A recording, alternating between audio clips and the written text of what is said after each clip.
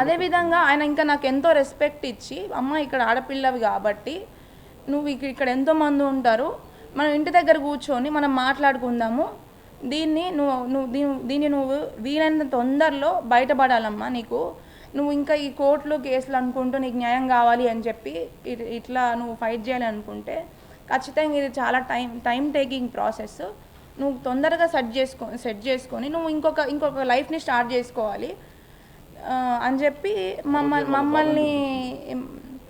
మమ్మల్ని సర్ది చెప్పడానికే చూశారు. And at the same time అతని సొంత బాబాయ్ అయిన జోగి రమేష్ గారి సొంత బాబాయ్ అయిన వెంకటేశ్వర్లు గారిని కూడా ఆ రోజు మమ్మల్ని ఇంటికి రమ్మని చెప్పిన రోజు ఆయనను కూడా పిలిపించారు, మాట్లాడారు. ఇది పాప ఇంత ఇబ్బంది పడుతుంది, అమ్మాయి తప్పేం లేదు, చూడండి అమ్మాయి దగ్గర ఎవిడెన్స్ కూడా ఉంది, ఒకసారి మీరు ఏ రకంగా మరి ఇంటి పెద్దగా పిలిపించి మాట్లాడారు.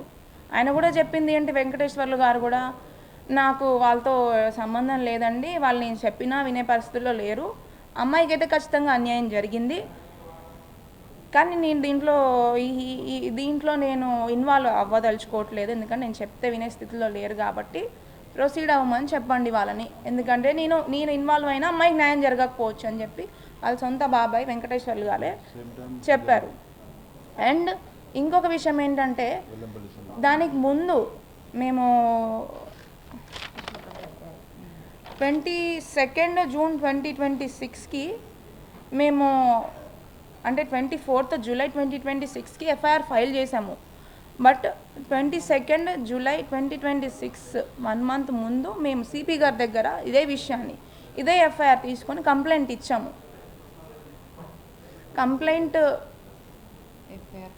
ఇచ్చినప్పుడు సిపి గారి దగ్గరికి వెళ్ళి కంప్లైంట్ ఇవ్వగానే ఆయన కూడా దానికి ఏవేవైతే సెక్షన్స్ ఉంటాయో నా దగ్గర ఉన్న ఎవిడెన్స్ చూసి ప్రొసీడ్ అవ్వండి అని చెప్పి సిపి గారికి దాన్ని కన్వర్ట్ చేయడం జరిగింది. ఆ కన్వర్ట్ చేయడం నెక్స్ట్ రోజు వచ్చి ఎస్హెచ్ఓ దగ్గర కంప్లైంట్ ఫైల్ చేయండి అని చెప్పడం జరిగింది. ఆ 1 డే గ్యాప్లోనే మేము మాతో ఒక లాయర్ ఉన్నారు, మా లాయర్ ద్వారా మీడియేషన్ చేసి, లేదు మీరు సిపి దగ్గర కంప్లైంట్ ఇప్పుడే ఫైల్ చేయకండి, మీరు ఎఫ్ఐఆర్ ఫైల్ చేయకండి, దీన్ని మనము లోపలే సామరస్యంగా సెట్ చేసుకుందాం అని చెప్పేసి మా లాయర్ ద్వారా మాకు ఒక ఒక ఏమంటారు ఒక ఇంటిమేషన్ ఇచ్చారు. అదేంటంటే, మనము సజ్జల గారి దగ్గర అసలు మేము అప్పుడు కూడా వెళ్దామని అనుకోలేదు. వాళ్ళు ఒకవేళ జోగి రమేష్ గారు మళ్ళీ పిలిచి మళ్ళీ మాట్లాడదామంటే మేము వెళ్ళదలుచుకోలేదు, ఎందుకంటే ఆయన మీద మాకు నమ్మకం లేదు. 1.5 year నుంచి నన్ను అన్ని రకాలుగా నా కుటుంబాన్ని పెళ్ళైన వారం రోజులకే ఇబ్బంది వచ్చింది అని చెప్పితే 1 year వరకు ఎక్స్టెండ్ చేసి నన్ను ఇబ్బంది పెట్టి ఎన్నోసార్లు మమ్మల్ని సెటిల్ చేద్దాము, సరే అయిపోయింది మనం మాట్లాడుకుందామని చెప్తూనే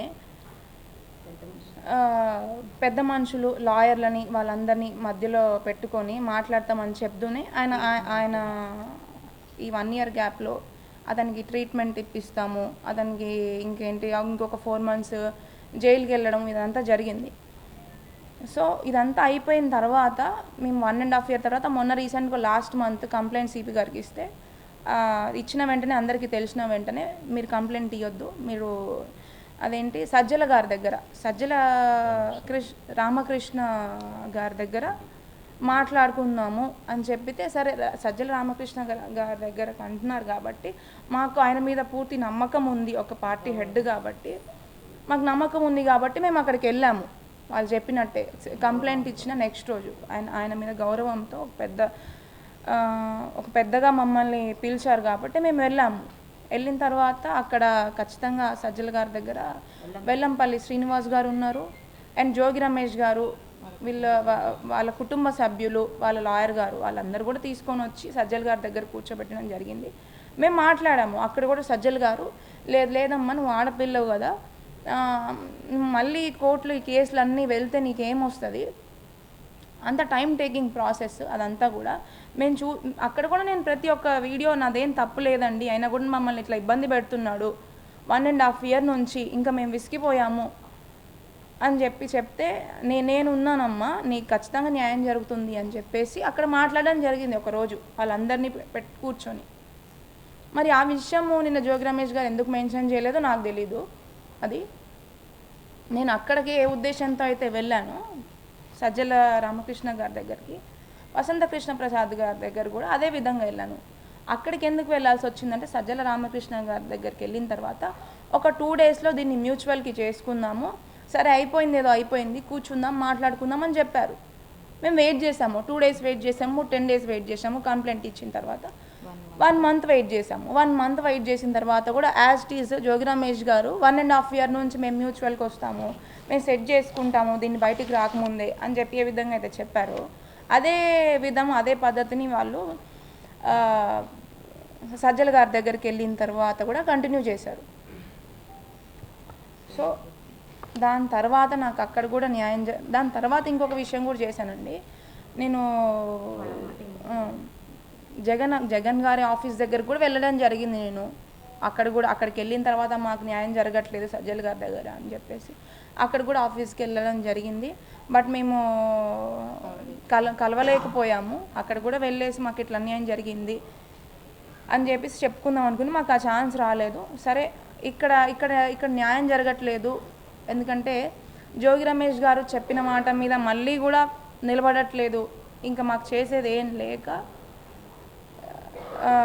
మేము మళ్ళీ కూడా 24th July 2026న ఇబ్రహీంపట్నం పోలీస్ స్టేషన్లో ఎఫ్ఐఆర్ ఫైల్ చేయడం జరిగింది. ఎందుకంటే ఇంకొక విషయం, ఈ ఎఫ్ఐఆర్ ఫైల్ చేసే ముందు నేను ఒక ఇంపార్టెంట్ విషయం చెప్దాం అనుకుంటున్నాను మీ అందరికీ. పెళ్ళయింది నాకు 28th May 2025. అయితే పెళ్ళైన 2 monthsకే నా మీద null and void case Rajiv వేయడం జరిగింది. దానికి అసలు అంటే వాళ్ళు నిన్న చెప్తున్నారు కదా, వాళ్ళిద్దరి మధ్యలో మనస్పర్ధలు వచ్చాయి, వాళ్ళు ఏవో అయినాయి అని చెప్పి. వాళ్ళు మనస్పర్ధలు వస్తే అసలు ఆ ప్రాబ్లమ్స్ ఏంటి, అసలు నేను చేసిన తప్పేంటి?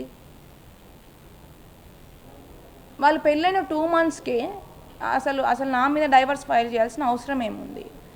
మరి డైవర్స్ ఫైల్ చేస్తుంటే అది ఖచ్చితంగా వాళ్ళ తండ్రికి తెలియకుండా అయితే చేయరు కదా. వాళ్ళ తండ్రి హెల్ప్తోనే, ఖచ్చితంగా వాళ్ళ కుటుంబ సభ్యుల హెల్ప్తోనే 2 monthsకి డైవర్స్ ఫైల్ చేయాల్సిన అవసరం ఏముంది నా మీద? నేను ఇంట్లో ఉండంగానే. అండ్ ఆ విషయం నాకు ఇప్పుడు అంటే మరి మీకు పెళ్ళైన ఆగస్ట్ 2 ఇది ఏంటి పెళ్ళైన 2 monthsకే మీకు తెలిస్తే మరి ఇప్పుడు దాకా మీరు ఉండడానికి కారణం ఏంటి అని మీకు క్వశ్చన్ రావచ్చు. నాకు ఈ ఆగస్ట్లో null and void divorce file చేశారనే విషయము నాకు రీసెంట్గా తెలిసింది. అది ఎప్పుడంటే 1 year అంటే వాళ్ళకి ఏంటంటే 2 monthsలో డైవర్స్ ఫైల్ చేసింది వాళ్ళ నా మీద. అది కోర్ట్ అనేది డిస్మిస్ చేసింది.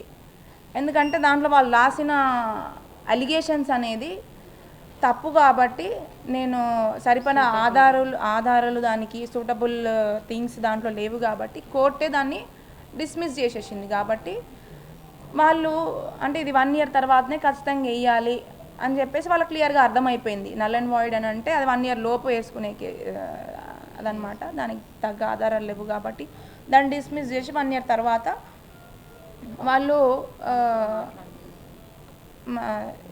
కేసు ఫైల్ చేయడం జరిగింది.